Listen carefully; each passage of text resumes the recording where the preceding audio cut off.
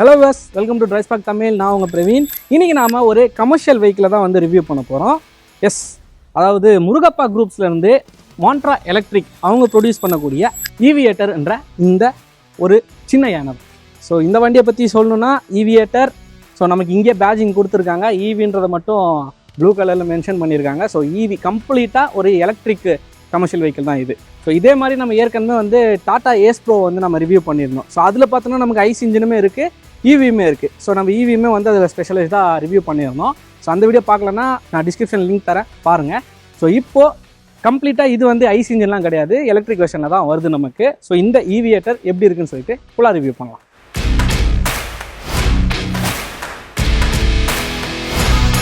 So as usual எப்போ போல் நம்ம ஃப்ரண்ட்லேருந்து பார்ப்போம். இந்த ஃப்ரண்ட் ஃபேஷியாக எடுத்துக்கிட்டோன்னா நமக்கு மெயினாக இந்த விண்ட்ஷீல்டை பற்றி சொல்லி ஆகணும்.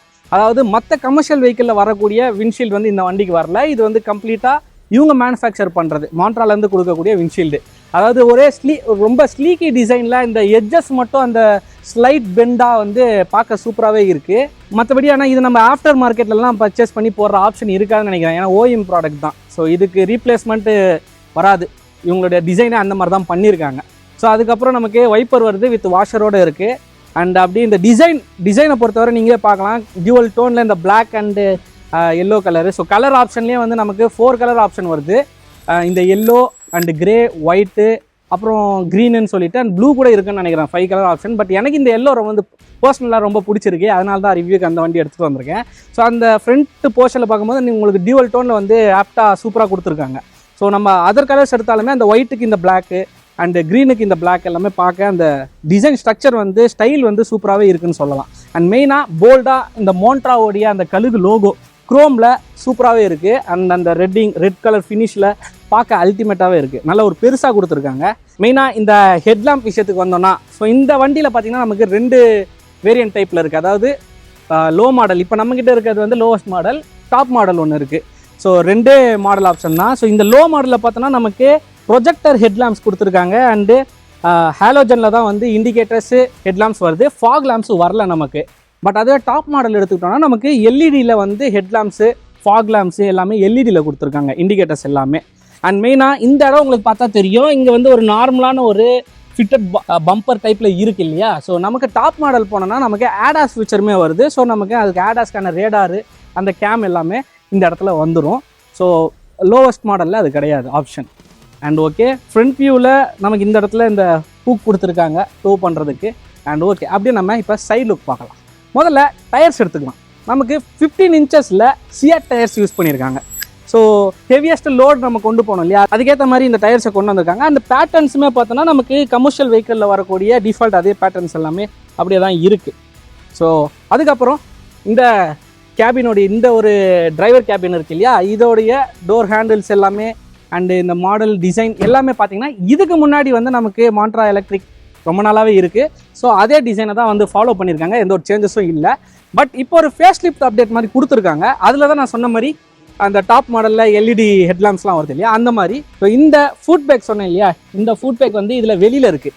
ஸோ நம்ம இப்படி ஏறுறதுக்கு சப்போர்ட்டுக்கு. பட் இப்போ வந்திருக்க ஃபேஸ் லிஃப்ட்டில் பார்த்திங்கன்னா இது வந்து வெளியில் வராது, உள்ளே வரும். அதாவது இந்த டோரோடைய கட் பார்த்திங்கன்னா இங்கே முடிஞ்சிருது. இது ஓல்டு வெர்ஷன். இப்போ வரக்கூடிய ஃபேஸ் லிஃப்ட்டு டோரே வந்து இவ்வளோ தூரம் வரும். அது வந்து பார்க்க அல்டிமேட்டாக இருந்தது. ஆக்சுவலி இந்த வீடியோ, இந்த வெஹிக்கிளோடைய ரிவ்யூ இல்லையா, நான் ஷோரூமோடைய எக்ஸ்பீரியன்ஸ் சென்டர், அதாவது இந்த மாண்ட்ராவுடைய எக்ஸ்பீரியன்ஸ் சென்டர் வந்து ஒரு தனி வீடியோவாக போடுறேன். அதில் இந்த அப்டேட் பண்ண ஃபேஸ் லிஃப்ட் மாடல்லாம் எப்படி இருக்குன்னு சொல்லிட்டு அதில் நான் வந்து அந்த விஷுவல்லாம் காட்டியிருப்பேன். சப்போஸ் உங்களுக்கு வந்து டவுட் இருக்குது, அதை பார்க்கணும் ஃபேஸ் லிஃப்ட் அப்படின்னா அந்த வீடியோவை மறக்காமல் பாருங்கள், அதில் தெரியும். ஸோ இது வந்து பட் இன்ஜினு நமக்கு இந்த டிசைன் ஓவரால் ஸ்ட்ரக்சர் பார்த்திங்கன்னா 2 வண்டிக்கு ஒன்று தான். சின்ன சின்ன அப்டேட்ஸ் தான். இந்த எல்இடி இந்த மாதிரி சொன்ன இந்த டிசைன் வந்து ஃபுல்லாக வருது. இந்த மாதிரி ஒரு ஃபேஸ் லிஃப்ட் அப்டேட் தான் வந்திருக்கு.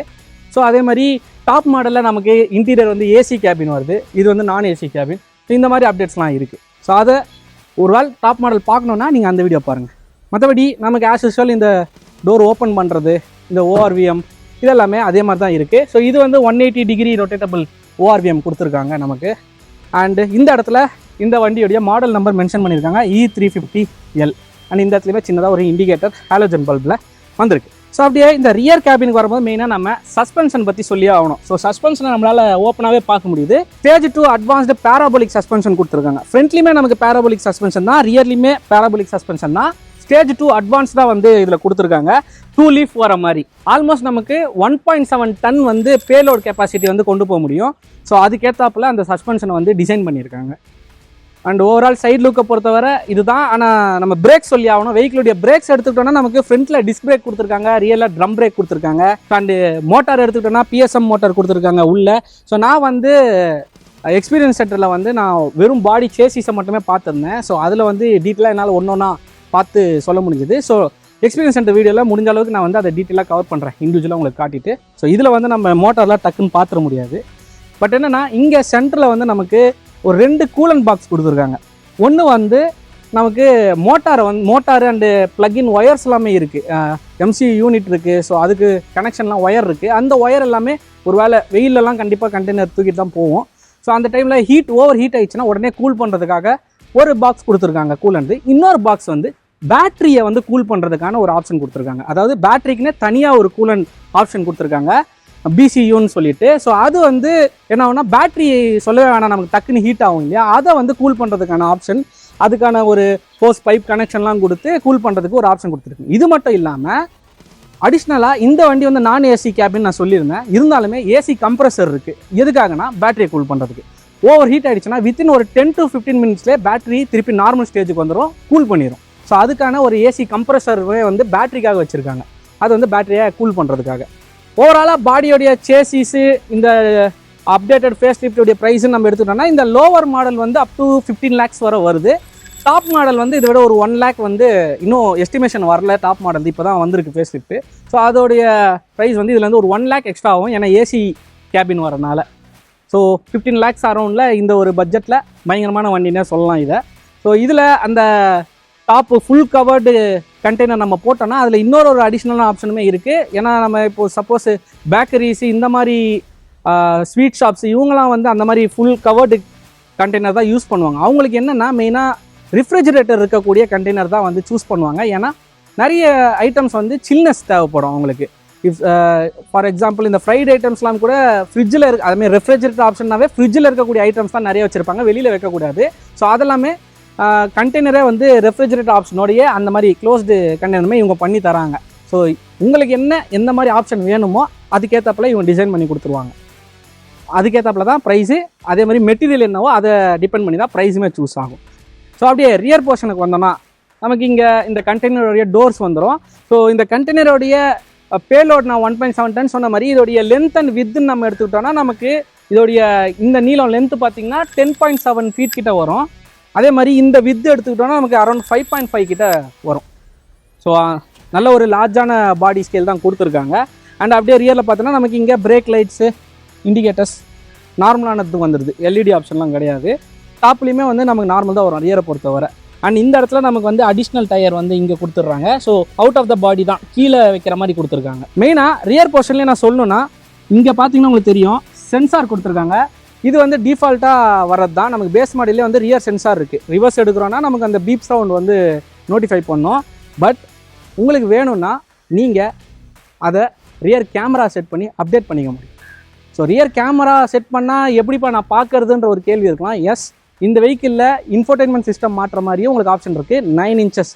ஸோ அதை நம்ம இன்டீரியர் பார்க்கும்போது எக்ஸ்பிளைன் பண்ணுறேன். அது மட்டும் இல்லாமல் இந்த வண்டியுடைய கிரேடபிலிட்டி சொல்லணும்னா 25% ரீஸ்டார்ட் கிரேடபிலிட்டி இருக்குது அண்ட் 35% ரன்னிங் கிரேடபிலிட்டி இருக்குது. ஸோ இந்த கிரேடபிலிட்டின்றது நம்ம ஆல்மோஸ்ட் அந்த ரேடியஸ் தான் 25 degree ரேடியஸில் வந்து இந்த ஹில்லெல்லாம் ஏறுறோன்னா வெஹிக்கிளை வந்து நீங்கள் பிரேக் போட்டு நிறுத்திட்டு அதே பவர்லேயே வந்து உங்களால் திருப்பி வண்டியை வந்து எடுக்க முடியும், ஸ்டார்ட் பண்ணி ஓட்ட முடியும். ஸோ அது வந்து இந்த திருப்பி ரிவர்ஸ் வந்துருமோ அப்படின்ற பயம்லாம் இருக்க தேவையில்ல. ஸோ அது வந்து 25 degree ரேடியஸ் வரையுமே உங்களுக்கு ரீஸ்டார்ட் ஆப்ஷனுமே இருக்குது. வண்டி ஆஃப் ஆச்சுன்னா திருப்பி உடனே ஆன் பண்ணி அதே பவரில் நம்மளால் எடுக்க முடியும். ஸோ அதோட பிரேக் சொல்லியிருந்தேன், நமக்கு ஃப்ரண்ட்டில் வந்து டிஸ்க் பிரேக்கு, ரியலில் ட்ரம் பிரேக்குன்னு சொல்லிட்டு அதில் ரீஜென்ரேட்டிவ் பிரேக்கிங் சிஸ்டம் கொண்டு வந்திருக்காங்க. ஸோ இப்போ வந்து எல்லா வண்டியிலுமே அது வருது. ஸோ எலக்ட்ரிக் வெர்ஷனாக அது கொண்டு வரது ஒரு சூப்பரான ஒரு அல்டிமேட்டான விஷயம் தான். ஸோ இந்த வண்டியுடைய மோட்டாருன்னு நம்ம எடுத்துக்கிட்டோம்னா PMSM மோட்டார் தான் யூஸ் பண்ணியிருக்காங்க. ஸோ அதோடைய பவர்னு நம்ம எடுத்துக்கிட்டோம்னா நமக்கு 40 kW பவரும் 110 Nm டார்க்குமே ப்ரொடியூஸ் பண்ணும். அதே பீக் பவர்னு எடுத்துக்கிட்டோம்னா 80 kW பீக் பவரும் நமக்கு 300 Nm டார்க்குமே ப்ரொடியூஸ் பண்ணும். அண்ட் இந்த வெஹிக்கிளுடைய பேட்டரி பற்றி சொல்லி ஆகணும். ஸோ இதில் பார்த்தோம்னா நமக்கு 40 kWh பேட்டரி பேக் தான் யூஸ் பண்ணியிருக்காங்க. அதாவது இதுக்கு முன்னாடி 43 kWh பேட்டரி பேக் யூஸ் பண்ணியிருந்தாங்க, இப்போ 40 kWh குறைச்சிருக்காங்க. ஆனால் உங்களுக்கு கொடுக்கக்கூடிய ரேஞ்சஸ்னு பார்த்தோன்னா சேம் தான், அதில் வந்து ஒரு சேஞ்சஸுமே இல்லை. கம்பெனி நமக்கு சர்டிஃபைட் பண்ணுற ரேஞ்சஸ் நம்ம எடுத்துக்கிட்டோம்னா நமக்கு அரௌண்ட் 290 கிலோமீட்டர்ஸ் வந்து ரேஞ்ச் அவங்க கிளைம் பண்ணுறாங்க. பட் ரியல் வேர்ல்டு ரேஞ்சுன்னு நம்ம எடுத்துக்கிட்டோம்னா 170 கேரண்டீடு, அதுவுமே சர்டிஃபைடு தான். அது வந்து கம்பல்சரி 170 ஓடுது ரியல் வேர்ல்டில், அதுவுமே டெஸ்ட் பண்ணிட்டு தான் அவங்க சொல்லியிருக்காங்க. அண்ட் இஃப் சப்போஸ் நீங்கள் வந்து சிங்கிள் ட்ரிப் வந்து லோடு வச்சுட்டு போகிறீங்க, ரிட்டர்ன் வந்து லோடே இல்லாமல் வருதுன்னா உங்களுக்கு மோர் தென் 200 கிலோமீட்டர்ஸே வந்து உங்களுக்கு ரேஞ்சு கொடுக்குது. ஸோ அதுவுமே ஒரு அல்டிமேட் தான்.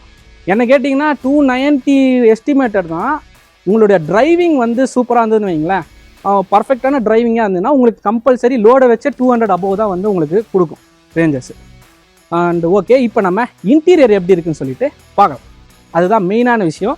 ஸோ இது பேஸ் மாடல் எப்படி இருக்குது, அப்படியே வந்து டாப் மாடல் எப்படி இருக்குன்றதை நான் எக்ஸ்பிளைன் பண்ணுறேன். ஸோ நமக்கு இதில் வந்து மேனுவல் கீ ஆப்ஷன் தான் வருது. ஸோ ஓப்பன் பண்ணால் நமக்கு டோர்ஸை பொறுத்தவரை நமக்கு இங்கே நார்மலாக வந்து ஒரு ஹேண்ட் ரெஸ்ட் கொடுத்துருக்காங்க. அண்ட் இந்த இடத்துல வந்து ஒரு நல்ல ஒரு லாங்கான, இவ்வளோ தூரத்துக்கு பாருங்கள், லாங்கான ஒரு பாட்டில் ஹோல்டர் கொடுத்துருக்காங்க. ஏன்னா ரொம்ப தூரம் ஓட்டுற மாதிரிலாம் இருந்துச்சுன்னா தேவைப்படும் இல்லையா. அண்ட் மெயினாக ஸ்பீக்கர்ஸ் கொடுத்துருக்காங்க, 2 ஸ்பீக்கர் வருது, 2 டோரில் ஒன்று சொல்லிட்டு. இந்த வண்டியில் வந்து பேஸ் மாடலில் பார்த்தீங்கன்னா உங்களுக்கு இன்ஃபோடெயின்மெண்ட் சிஸ்டமோ ரேடியோ சிஸ்டமோ எதுவுமே கிடையாது. அப்புறம் எதுக்கு இந்த ஸ்பீக்கர் கொடுத்துருக்காங்கன்னா உங்களுக்கு ஆப்ஷனல் வேணும்னா நீங்கள் அதை போட்டுக்கலாம் இல்லையா. அப்போ வந்து புதுசாக ஓட்ட போட்டு ஸ்பீக்கர்லாம் செட் பண்ண தேவையில்ல, கொடுத்துட்டாங்க. நீங்கள் அப்படியே ப்ளக் அண்ட் யூஸ் பண்ணுற மாதிரி தான். நமக்கு இன்ஃபோடெயின்மெண்ட் 9 இன்ச்சஸில் செட் பண்ணுறதுக்குமே அதுக்கான ஸ்பேசஸ்மே அவங்க கொடுத்துருக்காங்க. உங்களுக்கு வேணும்னா நீங்கள் இன்ஃபோடெயின்மெண்ட்டுமே அதில் அப்படியே ஃபிட் பண்ணலாம். இவங்களே வந்து அடிஷ்னல் ஆக்சசரி பே பண்ணிக்கலாம். அண்ட் நமக்கு சைடு மிரர்ஸ் வந்து பார்த்திங்கன்னா மேனுவல் கொடுத்துருக்காங்க, ரொட்டேட்டபிள் மிரர்ஸ். ஸோ அண்ட் இங்கே பார்த்தோன்னா நமக்கு ஒரு கிராப் ஹேண்டில் கொடுத்துருக்காங்க மேலே ஏறுறதுக்கு ரொம்ப ஈஸியாகவே தான் இருக்குது. அண்டு கேபின் ஸ்பேஸுமே நான் சொல்ல தேவையில்ல, நீ ரூமு இதெல்லாமே மேனுவலி அட்ஜஸ்டபிள். சீட்ஸை பொறுத்தவரை நமக்கு இது மேனுவலி அட்ஜஸ்டபிள் சீட்ஸ் தான் கொடுத்துருக்காங்க. ஸோ சின்னதாக ஒரு லிவரு.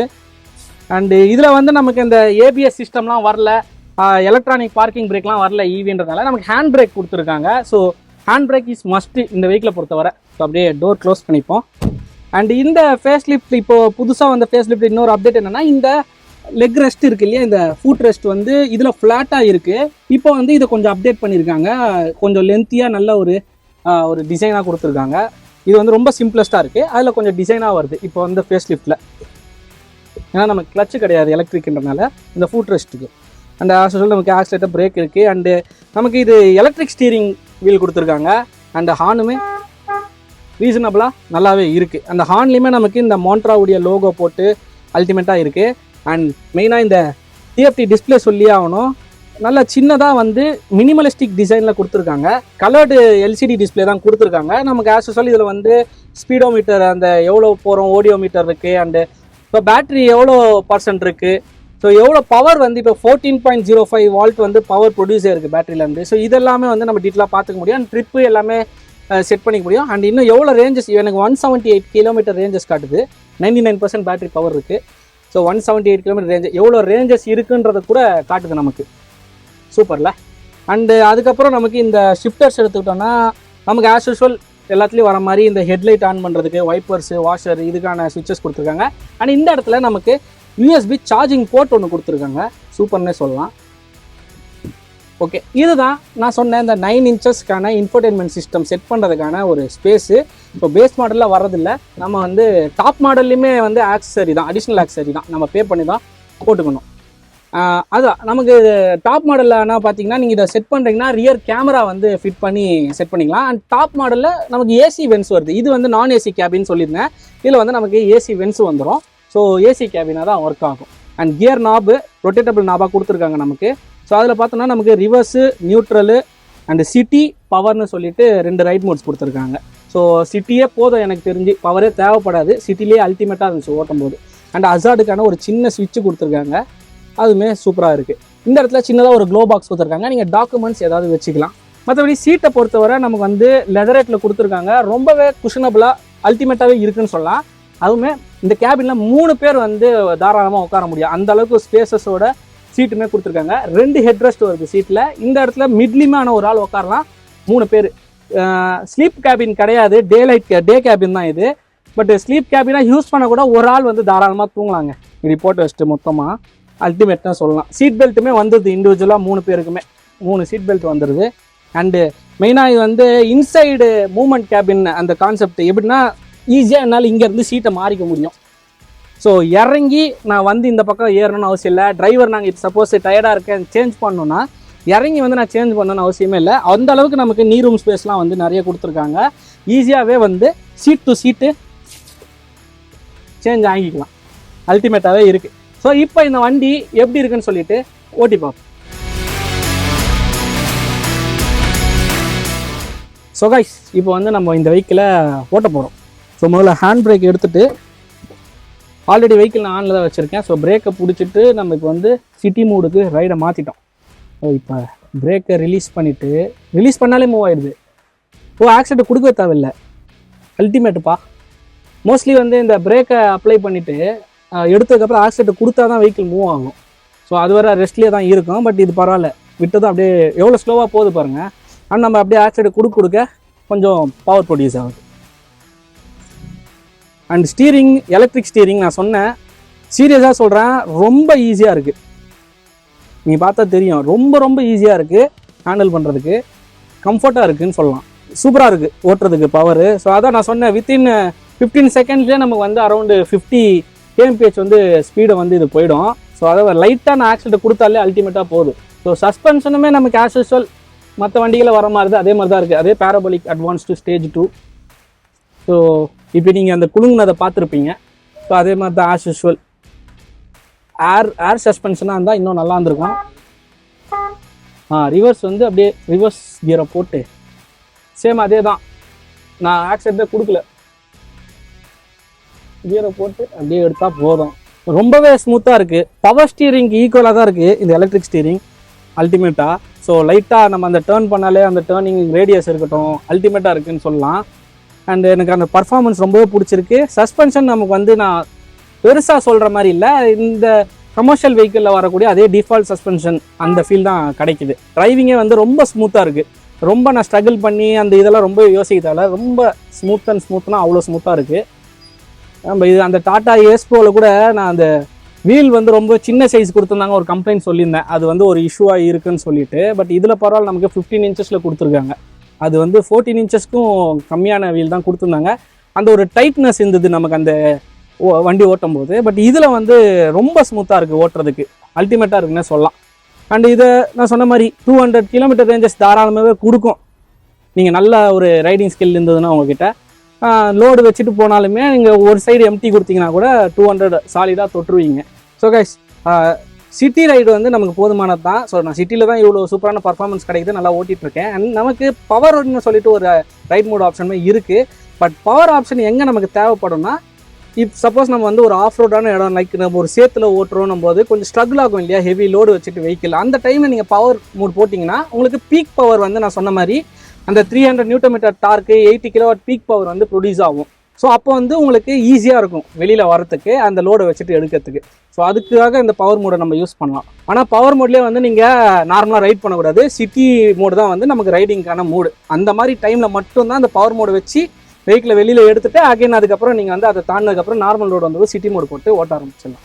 ஏன்னா பவர் மோடில் நமக்கு சீக்கிரமாகவும் பேட்டரி ட்ரெயின் ஆக ஆரம்பிச்சிடும், உங்களுக்கு ரேஞ்சஸுமே குறைஞ்சிரும். சார்ஜிங் ஆப்ஷன் பற்றி நம்ம எடுத்துக்கிட்டோம்னா இந்த வண்டிக்கு டோட்டலாக நமக்கு 3 சார்ஜிங் ஆப்ஷன் வருது. ஸோ சார்ஜரை பொறுத்தவரை நமக்கு ஏசியில் பார்த்தீங்கன்னா 3.31 7.41 கொடுத்துருக்காங்க. அண்ட் டிசியில் வந்து நமக்கு 30 கொடுத்துருக்காங்க. ஸோ 3.3ல பார்த்தீங்கன்னா அரௌண்ட் நமக்கு 11 hours எடுத்துக்கும் ஃபுல் சார்ஜ் ஆக. அதுவே நம்ம 7.4 யூஸ் பண்ணோன்னா 7 hours எடுத்துக்கும் ஃபுல் சார்ஜ் ஆகிறதுக்கு. ஒன்ஸ் ஃபுல் சார்ஜ் ஆகிடுச்சுன்னா நான் சொன்ன மாதிரி எஸ்டிமேட்டட் ரேஞ்ச் வந்து நமக்கு 170 above வந்து கொடுத்துரும், அரௌண்ட் 200 ரேஞ்சுக்கு. அதே மாதிரி நம்ம டிசி யூஸ் பண்ணலாம். டிசின்றது நமக்கு குறிப்பிட்ட இடத்துல மட்டும்தான் இருக்கும். ஸோ அந்த 30 watt அந்த பவர் நம்ம சார்ஜ் பண்ணோன்னா வித்தின் 1.5 hours ஃபுல் சார்ஜ் ஆகிடும். ஸோ கமர்ஷியலுக்கு அந்த டிசின்றது ரொம்பவே ஹெல்ப்ஃபுல்னு நான் சொல்லுவேன். ஸோ மற்றபடி இந்த வெஹிக்கிள் பிடிச்சிருக்கா இல்லையான்னு சொல்லிட்டு கமெண்ட்டில் சொல்லுங்கள். ஒருவேளை இந்த வெஹிக்கிள் நீங்கள் வாங்கணும்னு நினைக்கிறீங்கன்னா நியர்பை மாண்ட்ரா எலக்ட்ரிக் ஷோரூமை வந்து விசிட் பண்ணுங்கள். ஸோ அது ஆக்சுவலி அவங்க வந்து எக்ஸ்பீரியன்ஸ் சென்டராக தான் வந்து வச்சுருக்காங்க. ஸோ நம்ம வந்து டைரெக்டாக போயிட்டு நீங்கள் அங்கே வந்து எல்லாத்தையும் தெரிஞ்சுக்கிட்டு எக்ஸ்பீரியன்ஸ் பண்ணலாம் அந்த ஷோரூம் இந்த வெஹிக்கிளை. ஸோ அதுக்கப்புறம் உங்களுக்கு பிடிச்சிருந்தா நீங்கள் சூஸ் பண்ணி வாங்கிக்கலாம். ஸோ நான் இதே மாதிரி இன்னொரு வீடியோவோட உங்களை மீண்டும் வந்து சந்திக்கிறேன். அதுவரை விடைபெறுகிறேன். பாய்.